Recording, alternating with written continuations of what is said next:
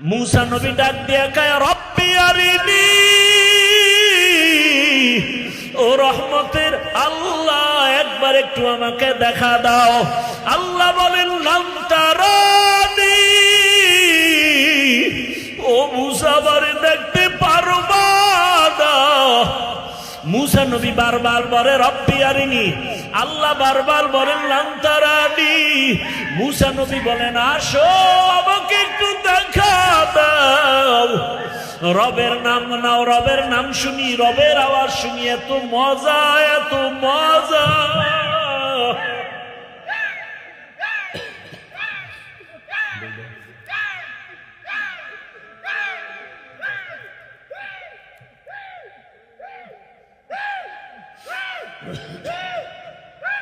अरे देशটা মুদা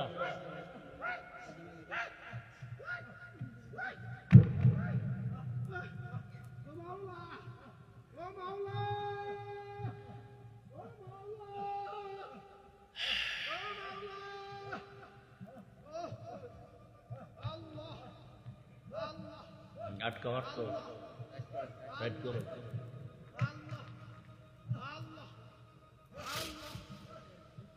ভাইরা আমার,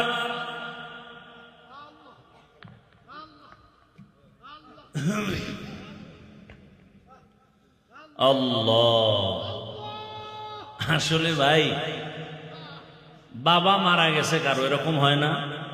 কথা বলেন না কেন?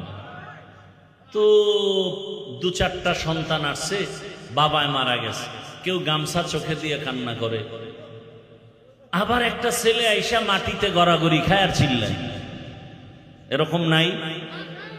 তাহলে কেউ বলবে কি ওই ছেলেটা আসলে খারাপ? না, ও বাবার মায়া এত পরিমাণ নিজের আর কন্ট্রোলে রাখতে পারে নাই। আরে আগুন তো গরম, আগুন ঠান্ডা না গরম? তো ইশক আর মোহাব্বত একটা আগুনের মতো। কিসের মতো? আগুনের মতো। আল্লাহ নিজে বলতেছেন ইন্নামাল মুমিনুনা আল্লাযীনা ইযা যুকিরাল্লাহু ওয়াজিলাত কুলুবুহুম ওয়া ইযা তুলিয়াত আলাইহিম আয়াতুহু যাদাতুহুম ঈমানা ওয়া আলা রাব্বিহিম ইয়াতাওয়াক্কালুন।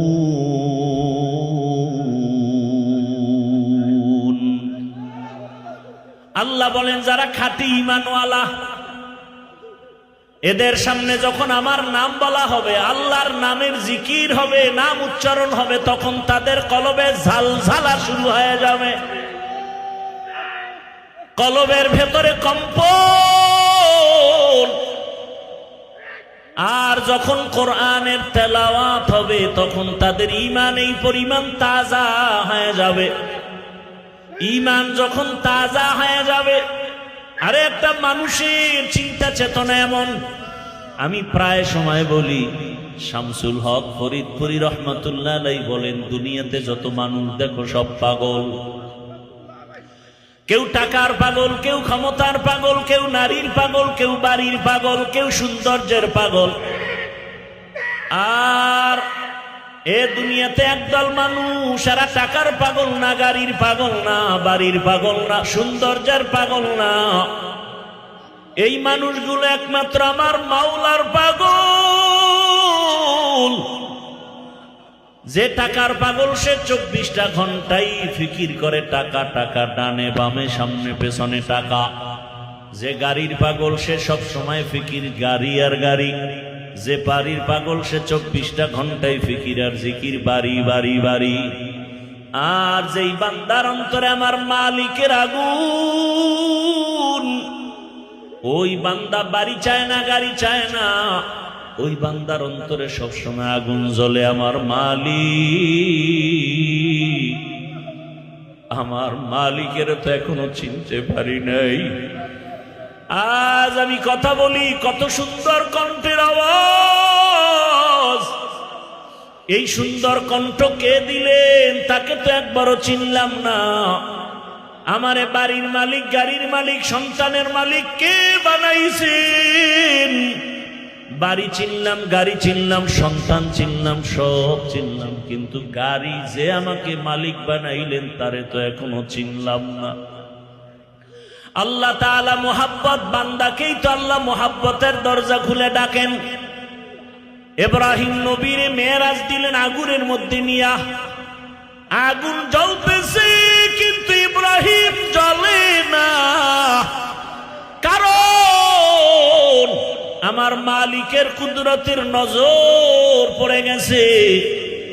ইউনুস আলাইহিস সালামের সাথে মেরাজ হয় মাছের পেটের মধ্যে নিয়া, ওই মাছের পেটে গিয়াও ইউনুস আমার আল্লাহকে ভুলেন না। ওই মাছের পেটের মধ্যে ইউনুস আমার আল্লাহকে ডাকতেছেন। আল্লাহ বলেন যে আমাকে ভুলে না, আমিও তাকে ভুলতে পারি না। সাহাবায়ে কেরাম প্রশ্ন করলেন, মান হিয়া ইয়া রাসূলুল্লাহ, যেই দলটা জান্নাতে যাবে তাদের পরিচয় কি?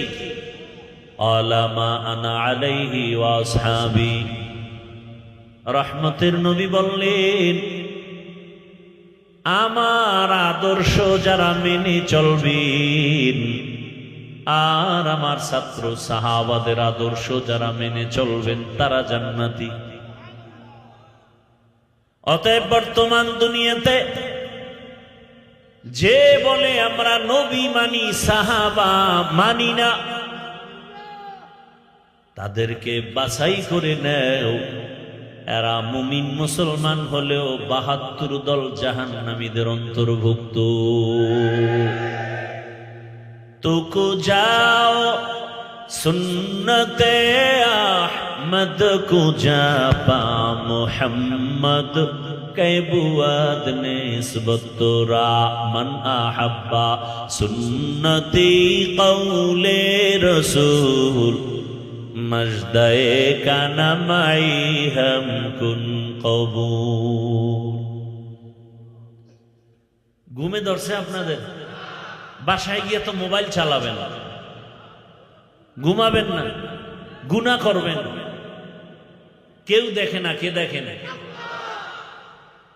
আল্লাহরে ফাঁকি দেওয়া যাবে?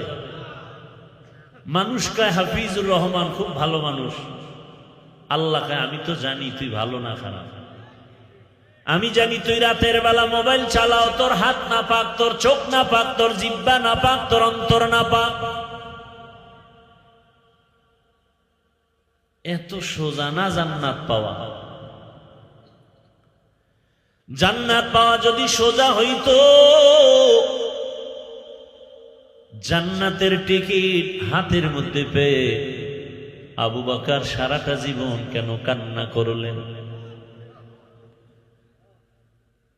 রহমতের নবী আমার এশান নামাজের সাথে সাথে ঘুমায় যান, কারো সাথে কোনো কথা নাই। রহমতের নবী মসজিদে নববীর পার্শ্বেই তো হুজুরা আম্মা জান আয়েশা রাদিয়াল্লাহু আনহার হুজুরা। এশান নামাজ আনতে নবী ঘুমিয়ে পড়েছেন। আম্মা জান আয়েশা রাদিয়াল্লাহু আনহার হুজরার ভেতরে নবী বলেন, আমি যখন ঘুমায়া যাই আমার চোখ যদিও বন্ধ হয়, আমার কলব কখনো ঘুমায় না। আমার কলব অল টাইম জিন্দা। আমার ঘুম যখন চেপে আসলো, হঠাৎ ঘুমের মাঝে কান্নার আওয়াজ, আমার চোখ ঘুম ভেঙ্গে চোখ খুলে গেল। আমি সজাগ হইয়া হুজরা থেকে বের হয়ে আমি নজর করে দেখলাম মসজিদের মধ্যে কান্নার আওয়াজ। এই গভীর রাতে কে কাঁদেন? ভাবছিলাম কোন সাধারণ কোন বান্দা। তাকায় দেখি আমার কলিজার সাহাবী, জান্নাতের ১ নাম্বার সাহাবী আবু বকর নামাজে দাঁড়ায় দাঁড়ায় কান্না করে। আবু বকরের এই পরিমাণ কান্নার আওয়াজ, যেই কান্নার আওয়াজে আমি রহমতের নবীর ঘুম ভেঙ্গে গেল। আমি অপেক্ষায় দাঁড়ায় আছি। আবু বকর নামাজে হাউমাউ করে কাঁদতেছে। নামাজ শেষ করার পরে আবু বকর তাকায় দেখে রহমতের নবী দাঁড়ায় আছেন। আবু বকর বেকরার হয়ে রহমতের নবীর সামনে বিনয়ের সাথে বললেন, ইয়া রাসূলুল্লাহ, আমাকে মাফ করে দেন, বেয়াদবি করে ফেলেছি।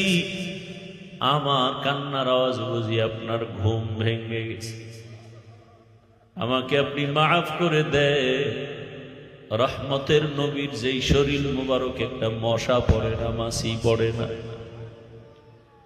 রহমতের নবী ঘুমায় যায়, আমার কান্নায় ঘুম ভেঙে যাবে তো ভাবার না। রহমতের নবী বলেন, হে আবু বকর, নামাজের ভেতরে কেন কাঁদছেন? আবু বকর বলেন, ইয়া রাসূলুল্লাহ, হাসরের ময়দানের কথা আমার মনে পড়েছে, জন্য কান্না করেছে। জান্নাতের টিকিট হাতের মধ্যে পাওয়ার পরেও আবু বকর সারা জীবন কেন কাঁদছেন? আর আপনার আমার তো নামাজ নাই, তেলাওয়াত নাই। যেইভাবে নামাজ আল্লাহ চায় ওভাবে দিতে পারি না, না রুকু আছে না সেজদা আছে। নামাজে দাঁড়াইলে দুনিয়ার পেরেশানি অন্তরে চেপে বসে। এই নামাজ দিয়া জান্নাতে যাওয়া যাবে না। আবু বকর বলেন, ইয়া রাসূলুল্লাহ, কোরআনের একটা আয়াত পড়েছি আর কান্না করেছি। কোন আয়াত? আবু বকর বলেন, ইন্নাল্লাহা আশতারা মিনাল মুমিনিনা আনফুসাহুম ওয়া আমওয়ালাহুম বিআন্না লাহুমুল জান্নাহ।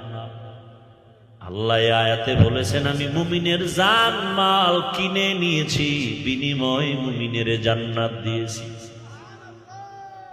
রহমতের নবী বলেন, এটা তো খুশির কথা, এখানে কান্নার কি আছে? আবু বকর বলেন, না, হাসরের ময়দানটা বড় ভয়ঙ্কর। সব মানুষগুলো উলঙ্গ দাঁড়াবে, নারী পুরুষ সব একসাথে উলঙ্গ দাঁড়াবে। এমন কঠিন হালাত যে একদিকে সূর্যের গরম,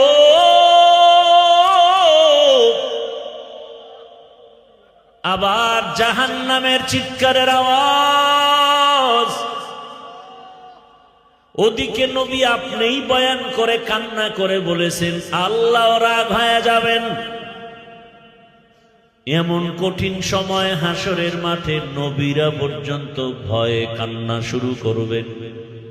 আদম নবী কাঁদবেন, মূসা নবী কাঁদবেন, ইব্রাহিম নবী কাঁদবেন। ওই কঠিন সময় আল্লাহর আদালতে যদি আমাকে ডাকা হয়, আবু বকর, আমার জানমাল আমি নিয়ে তোমার জানমাল নিয়ে জান্নাত দিয়েছি, বিনিময়ে কি পুঁজি নিয়ে আসছো বলো? আমি যদি বলি, ও দয়ার মালিক, নামাজ রোজা তেলাওয়াত নিয়ে আসছি। আল্লাহ যদি বলেন, যেইভাবে নামাজ চাইছি ওভাবে নামাজ পড়তে পারো নাই, যেভাবে জিকির চাইছি ওইভাবে মজা করে জিকির করতে পারো নাই, যেভাবে তেলাওয়াত চাইছি হক আদায় করে তেলাওয়াত করো নাই, আজ তোমার জানমাল নিয়ে তুমি জাহান্নামে যাও, আমার জান্নাত আমারে ফিরাইয়া দাও। ও রহমতের নবী, ওদিন আমার কি উপায় হবে? হক আদায় করে নামাজও পড়তে পারলাম না, তেলাওয়াত করতে পারলাম না। আবু বকরের যদি এমন হালাত হয়, আপনার আমার কি উপায় হবে চিন্তা করা উচিত। আপনার আমার কি উপায় হবে চিন্তা করা উচিত। আল্লাহ হেদায়েত দান করুন।